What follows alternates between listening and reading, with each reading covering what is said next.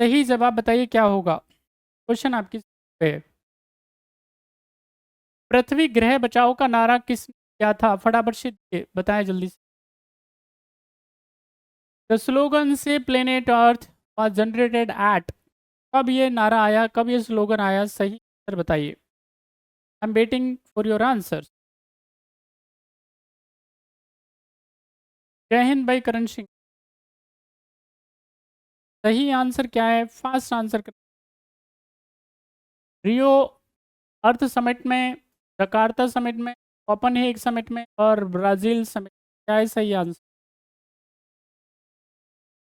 चलिए जिन्होंने भी आंसर दिया है बढ़िया आंसर है। देखिए यहाँ पे रियो क्या होती है याद रखना है, एक नहीं समिट होती है, और ये रियो समिट होती है 1992 पर रियो डी जेनेरियो में, क्या है ब्राज़ील की कैपिटल है, ठीक। वहाँ पे ही क्या किया जाता है, यहाँ पे ये पहली बारी ये सेव प्लेनेट अर्थ का क्या किया जाता है, एक नारा दिया था, स्लोगन दिया जाता है, ठीक है कि नहीं। इसमें क्या क्या बातें थी, इंपॉर्टेंट बातें थी कि क्या करना है आपको, पर्यावरण को सुरक्षित करना है। यहाँ पे बायोडाइवर्सिटी पे भी काफ़ी चर्चा हुई थी। एक यहाँ पे एजेंडा लेकर के आया था, ठीक है, और ये एजेंडा 21 के नाम से जाना जाता है, ठीक है। ये भी सारे के सारे इंपॉर्टेंट पॉइंट हैं, किसके याद रखना है तो रियो समिट के, रियो डी जेनेरियो के, इसको हम लोग सामान्य तौर पे जानते हैं। यहाँ पे यूएनएफ ट्रिपल सी काउंट यहाँ पे जनरेट किया जाता है, NF triple C, United Nation Framework Convention on Climate Change, यहीं पे इसी समय पे लेकर के आया जाता है। ये कुछ इंपॉर्टेंट बातें सब बच्चों को ठीक से आई होप याद होंगी आपको, और याद कर लीजिएगा। अगला सवाल आपकी क्वेश्चन नंबर 4, सही आंसर बताइए सारे बच्चे, स्पीडी आंसर करना है सब। इनमें से कौन नौकरशाही की आवश्यक विशेषता नहीं है, आपको बताना है इनमें से कौन सी एक एसेंशियल एक कैरेक्टर नहीं है ब्यूरोक्रेसी, बताएं जल्दी से। Oral communication, division of labour, written, impersonal relations, बराबर से बताइएगा क्या है सही जवाब। बहुत ही इंपॉर्टेंट सवाल है क्वेश्चन।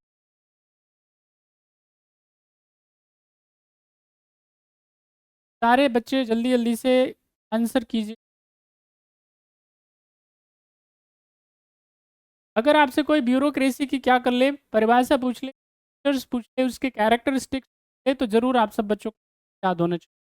जैसे अगर मैं नौकरशाही की ब्यूरोक्रेसी की बात करता हूँ, उसकी विशेषताओं के बारे में, ठीक है कि नहीं, तो बहुत सारी विशेषताएं ब्यूरोक्रेसी की, यानी अलग अलग आपको क्या करना होता है, कैरेक्टर्स को अपने अंदर रखना पड़ता है, तभी जाकर के आप ब्यूरोक्रेट बनने के लायक हैं, बात समझ में। जैसा कि आप लगातार देख रहे हैं अलग अलग हमारे यहाँ पे देश के भागों में, जहाँ पे आपको ब्यूरोक्रेसी का फेलियर नज़र आता है, ठीक है कि नहीं, क्योंकि वहाँ पे लोग ठीक से अपना काम ईमानदारी से नहीं कर रहे हैं, अपने काम को जिम्मेदारी से नहीं कर रहे हैं, और इसलिए अलग अलग प्रकार की घटनाएं देखने को मिल रही हैं, ठीक है कि नहीं। सारे बच्चे आप इसको वाकिफ होंगे। तो यहाँ पे जैसे एक है आपके पास में अकाउंटेबिलिटी, अकाउंटेबिलिटी बहुत ज़रूरी है भाई, अगर आप जिम्मेदार नहीं है तो फिर कैसे ब्यूरोक्रेट हो सकते हैं। जिम्मेदारी आपको क्या करनी पड़ेगी, रखनी ही पड़ेगी, तभी आप क्या हो सकते हैं भाई, अच्छे ब्यूरोक्रेट्स हो सकते हैं।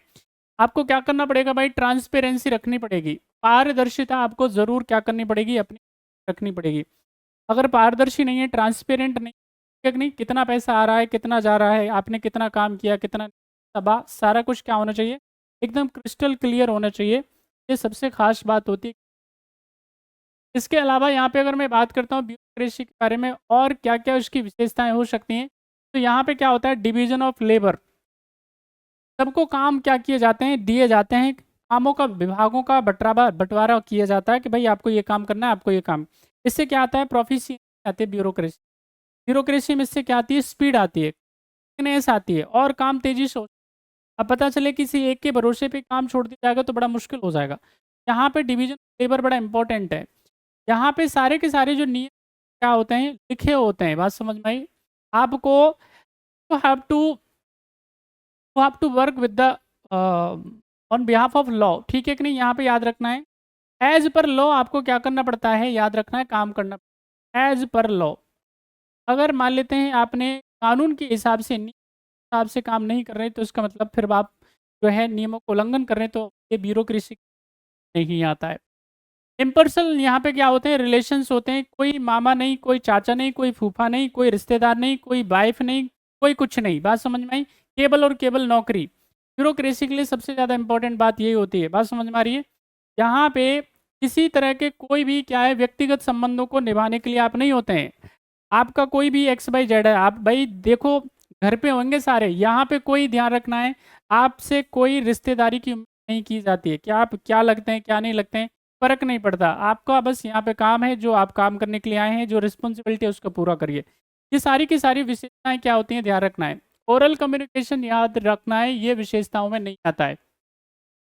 आपको कोई भी अधिकारी कर्मचारी अगर किसी भी बात के लिए बोले तो क्या करो भाई, जरा बताओ, लिखित में दे दो। आप you have to give writing कि श्रीमान आप लिख के दे दो, कोई बात नहीं, हम आपका काम कर देंगे। और जब तक लिखित में ना दे, कोई मंत्री हो चाहे संतरी हो, कोई बड़ा अधिकारी हो कर्मचारी हो, सबसे क्या करिए, लिखित में मांगिए कि भाई प्रभु आप लिखित में दे दीजिए, हम आपका काम जरूर करेंगे, निराश नहीं करेंगे आपको, लेकिन हमको क्या चाहिए, रिटर्न में चाहिए। बात समझ में आ रही है? तो फिर क्या है, किसी की विशेषताओं में शामिल। तो इसका सही आंसर क्या है? A is the right answer. अगला सवाल आपकी क्वेश्चन नंबर